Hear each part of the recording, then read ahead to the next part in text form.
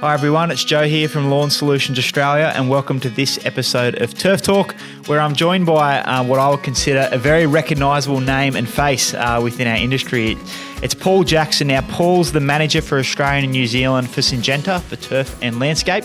Again, a very prominent face in our industry, so I'm sure you'll all recognise him. Welcome, Paul. Thanks, Joe. Awesome. It's great to be down here. We've been talking about this for a while, so really nice to get down to God's country and have a chat. Looking forward to it. That's right. God's country is exactly right. What a place. What a place. So I'm sure people, obviously, I've said before, they'll recognise you, but I'm sure they'd love to hear a little bit of a background as to how you came into the role you're in today. Now, we'll talk about your role today a little bit more specifically later on, but let's go backwards a little bit and how you actually came into this industry. What's your journey been like so far? I was listening to Ben, chat with Ben, and I do have something in common with him. We both started in the bank, which is interesting. Okay.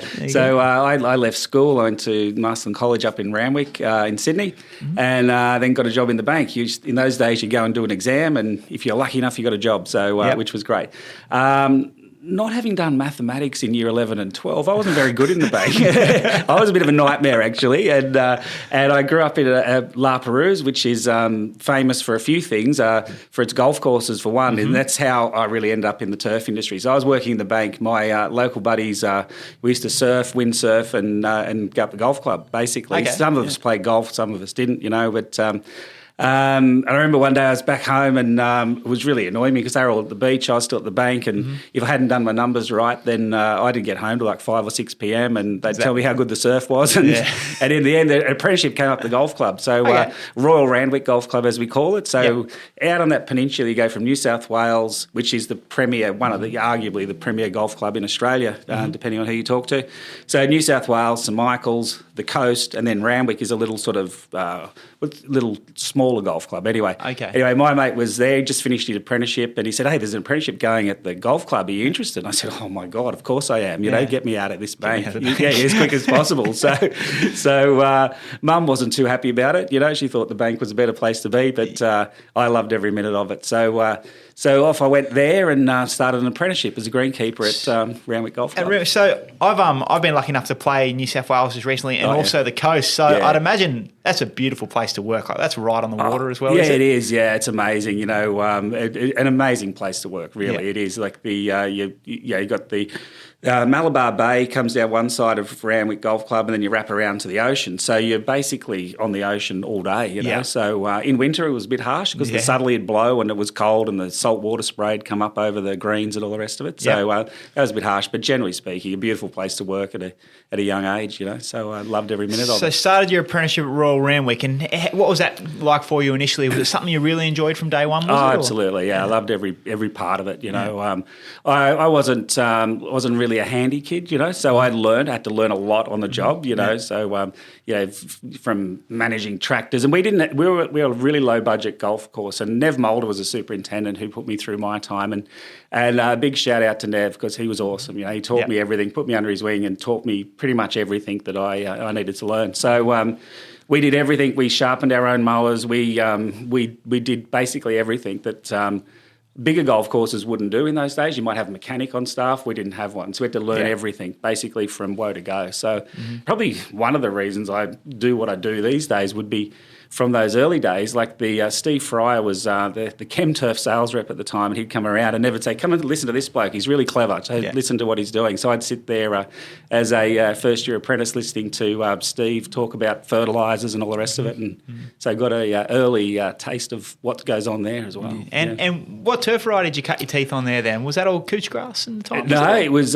we had bent and poa. Probably arguably those greens were more poa than bent in the day, So wintergrass, we didn't have enough pop-up sprinklers, so we were watering by hand sort of thing. So it was a pretty tiresome job, that one. But it was Kaikuyu and Kaikuyu fairways and bent pole greens. Yeah. And how long did you end up staying at Royal Randwick for? Was that a long stint for you? Or? A 4-year apprenticeship in those days. I don't know if it still is, but it was a 4-year thing. So 3 years going to TAFE 1 day a week, and then 4 years for the apprenticeship. So so I was there for probably 4.5 years, and then moved to Moore Park Golf Club. Okay, so you stayed in the golf industry initially then? Yeah. So then I went to Moore Park. I got a job there as a greenkeeper. That was an interesting time too, because South Sydney Council used to own it.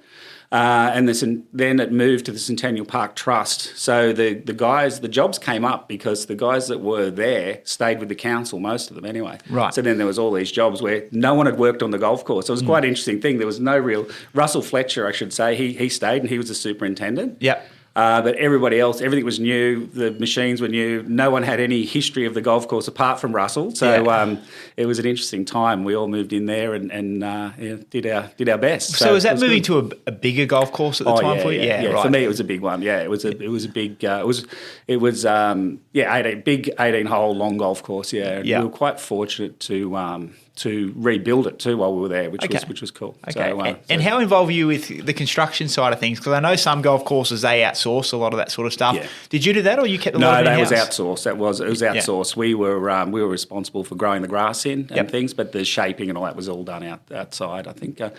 From Cleary Brothers, actually, a Wollongong company. They're they actually down did here. Yeah, they are. Yeah, Cleary Brothers did most of the work and shaping and all that sort of stuff. There you go. So there was myself. I was a greenkeeper, or the 3IC, if you like. Yeah.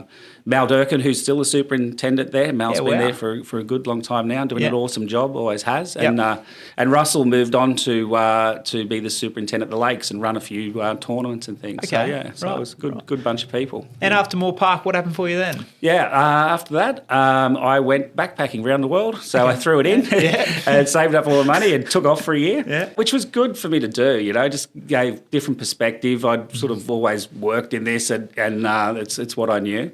Came back and thought, I wonder what I should do now. And the Sydney University started up the turf diploma course at Sydney Uni. Yep. So I thought, that's appealing to me. So I did my greenkeeping certificate. Then I did my landscaping straight away with Darren Jones. He's still in the industry, and we both went through 2 lots of TAFE, like bang, bang, bang, straight after each other. Yeah. What was it like working early mornings on a golf course and weird hours? I know there's a lot of weekend work and that sort of stuff. To going back to uni, was that a hard transition for you, or was that something you found I was pretty still easy? working. I went part-time. So, I didn't go full-time to university. So that was this was a grind, because I was getting up at 5 a.m. to go to the golf course and work, and then lectures would start at, lunchtime or whatever, and I'd sort of try and move that in around work and a lot of nighttime stuff and weekends and things. So it was a tough time, but loved every minute of it. Like, it was difficult and complex, but because I had that grounding in turf and knew how things kind of worked, it was really quite.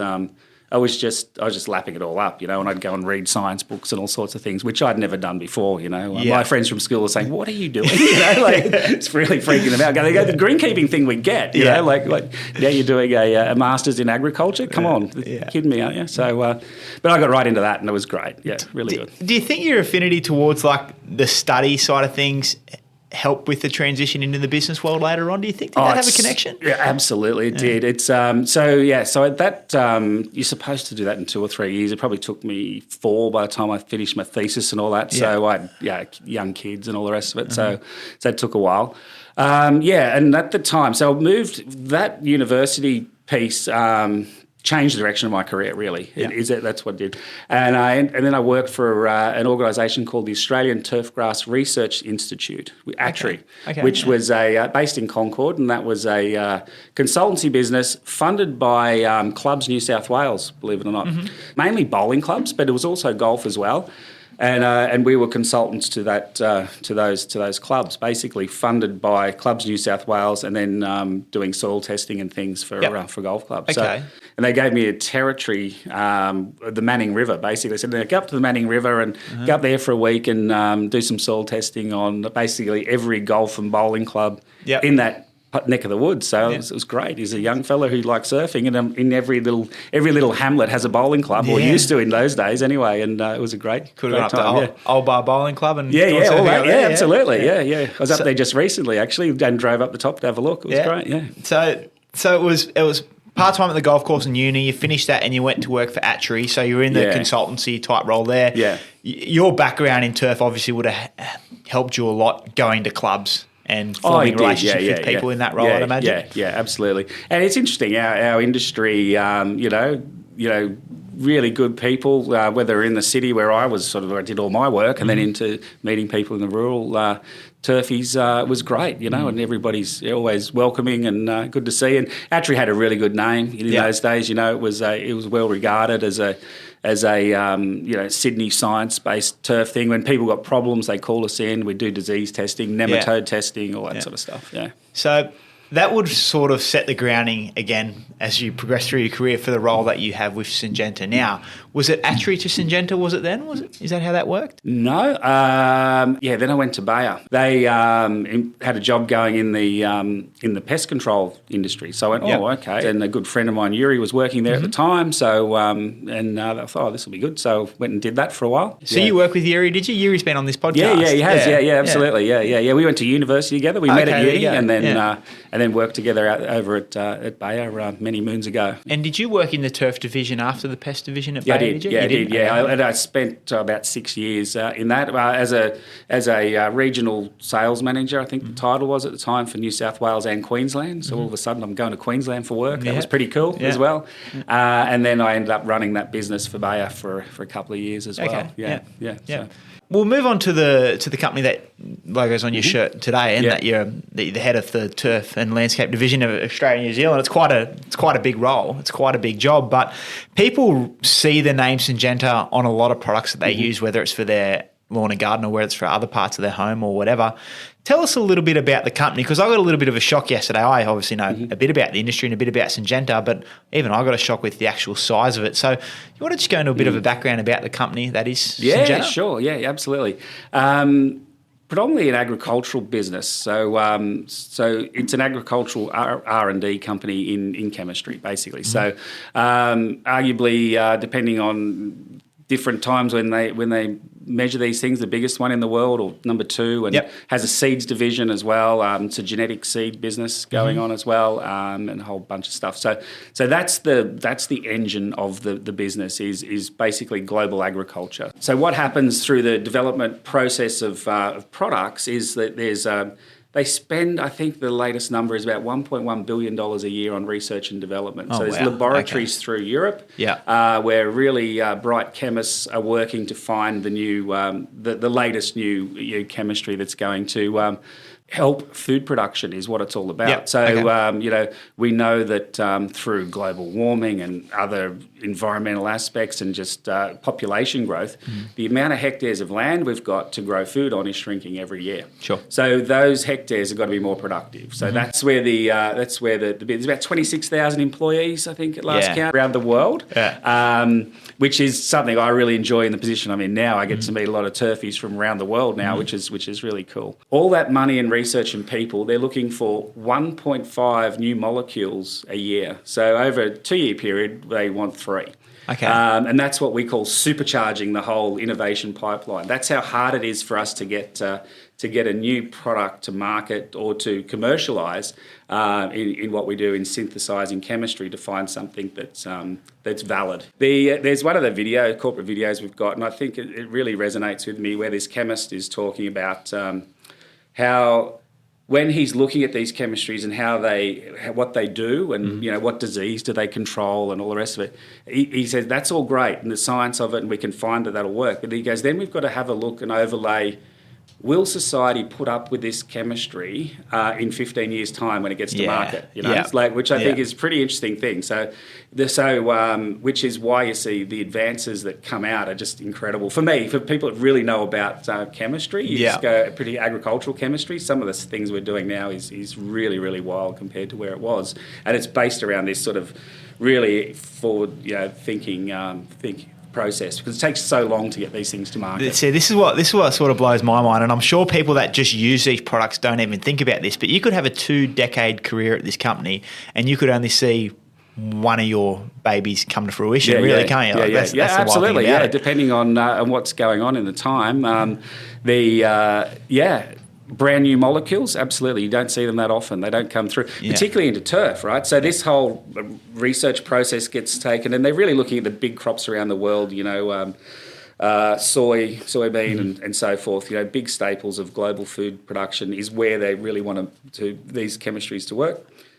they get that happening, and then it's only after that we have a look at it in turf. And generally it happens in the US. We've got a lot of really clever scientists in the US that then will grab these molecules and have a look at them and test them in grass and see if they do anything. They might cure a disease in wheat or something, but for whatever reason it doesn't work in turf, and then they'll rework the formulation and say, well, if we can only get it to stick to the leaf a bit better, and we'll put this in and do that, and then it comes out. So it could be, a brand new molecule that we hear about could take, before we see it in the turf market, could be in Australia, could be 15, 20 years, This is why we tell people to read the product label. This is how much work goes into these things, and people still choose to ignore them. So it's a good thing to explain to people that it doesn't take 6 months to invent Primo Max or Acceloprin and all these wonderful Syngenta products. These are products of decades and decades of research. So lots of people involved. Lots of people involved, as we just heard before. So Syngenta is a massive global agricultural company, but more specifically, what's your role? What do you need to achieve in your position in Australia and New Zealand? The division we are in is called Syngenta Professional Solutions. So it's a division of specialty chemistry. So in that we have a pest control division. So Talon wax blocks, people might know. They've been around for a long time. That's a Syngenta product. And other insecticides and termiticides that people use, for protecting homes and houses. Yep. Advion cockroach gel is a big one of ours as well, a big global brand in that space, and really good products. So that's one division. We also have a consumer division, which my colleague Dan looks after as well. So we provide products into the consumer business. We also have a lawn care business as well, and then the turf, landscape, and horticulture, or production ornamentals, which Dan looks after as well. So turf and landscape's my space. So predominantly our business is made up of working with local government. Golf courses are probably the biggest part. Local government and golf is the biggest part of it. Local government these days is probably a little bit more than the golf sector, which is interesting because it was a very heavy golf business in Australia. But as we've seen the growth in community sport, and I live in inner Sydney, and there's not that many hectares of land for the soccer clubs to run around on, right? So now they've got to look after them a lot better, and I'm seeing a change, gradual, with more focus on growing good quality turf for sports fields. So as that's happened, that's where we get involved. So we're helping to help create better sports fields around the country, and also help golf course superintendents manage their turf. It's funny the impact that this increase in community sport has on so many different factors within our industry. I mean, it's forced the need of companies like us to develop turf varieties that handle more traffic. It's forced you guys to develop products that can help these natural turf pitches to handle the wear and tear. Because I was at a forum not too long ago and talking about female participation in AFL in regional Victoria, just one small snippet of it. They've gone from 40 teams in 2010 to 1,200 in 2022. It's incredible the growth of not only female sport but sport in general. So it has an effect on not just companies that people think it does, it also has a major effect on stuff that you guys do. Oh, it does. And, you've got twice as many people. I got 3 daughters, coach them all in soccer. Yeah. And the amount of kids running around on our fields in Marrickville is just insane compared to what it used to be when I started. We had one girls team, and I think now it's the fastest growing sport in the club. Is the girls and women's soccer, and we need somewhere to play. And the fields we don't put up with the fields that we used to. When I was young and playing rugby league and rolling around in the mud, and doesn't fly anymore. No, and nor should it. And the other thing that's changed too is for us, some of the old chemistry was really too harsh to put into those community areas as well, So, say, look, we're going to have the grubs going to eat out the sports field, or we can do this. And it's like, well, no, that's not acceptable. So companies like ours have been fortunate enough to develop some really cool products, and Acceloprin being one of them, the big driver, where we're getting a very low level of toxicity and so forth. So they're suitable to spray out in the public fields and protect those fields so they last. You've got to tick so many boxes when you're selling to the general public. It's got to do the job, but it's got to be incredibly safe too. And I think that's where you guys really specialise. We really look at products that are long lasting and have a really good toxicity profile to do that. So they're not running around every day trying to spray something. That's not acceptable either. And in your role, this is a different thing to probably the roles you've had in the past, because you've always known your product really, really well, but you're in a managerial role now, and that adds a totally different element to your job. It's not just dealing with product or customers, it's now dealing with people that have to, report to you or whatever. Yeah. Have you always naturally gravitated to that sort of stuff, have you, or it's something that you've learned over time? I think it's learnt over time. I do like to talk, so that helps, It's I'd argue I'm a reasonable communicator, so talk a lot with people and encourage people, and I do enjoy that part of it. So I find that relatively easy. I don't find that necessarily a hard thing. So, but it's certainly part of the role. We are. I guess an upstream supplier, I often say. So we sell our products to our distribution network, who are great people, and we work with those, and they've often got things that are very much in common with us and things that aren't. So there's that part of the business and the negotiation style, if you like, of the business, and then managing our own team. And we're part of we're a small part of there's 5 in our team in Australia in turf and landscape. But we work. There's 200 people in Syngenta, so a lot of these people are doing our logistics or looking after different things, helping us with our registrations and so forth. So the complexity of the role is not so much with the turf team, because pretty much all of us are turfies, so we know each other pretty well and so forth. But then with the complexity comes in with the cross-functional work across the business. That's probably the hardest part for me from a managerial perspective. There's still a lot of moving parts, isn't there? Yeah, there is, yeah. And you raise an interesting point there, how you sell to distributors who then sell to the end user. You're in a similar sort of spot to us, in a way where you create these wonderful products or you develop these wonderful products, but it's not actually your role to send them to the end user. So does that mean you still get to go out on site a little bit and see how these products are working in the landscape? Or how does that normally work? Yeah, look, not as much as I would like to. I spend more time sort of looking at computer screens these days, but certainly the team do. Dr. Brett Morris, a lot of people would know, he's our technical manager, and he gets around to help people, particularly if there's problems and things in the field. And our team of state managers are out in the field, working with turf managers and superintendents and our distribution partners, and doing training and all sorts of things. I try and get out a bit, but not as much as I'd like, unfortunately. And working for a big global company, has this enabled you international travel much in your role now? Yeah, it has, mate. Yeah, we have our global turf meeting that backs onto the golf industry show in the US. So I'm really fortunate to get over there every year and experience the show. But more importantly for me, it's the global team get there. So we've got our team from all over the world. Japan is a really big driving force in the turf industry around the world. Really innovative people. They're spraying. Awesome stuff they're doing.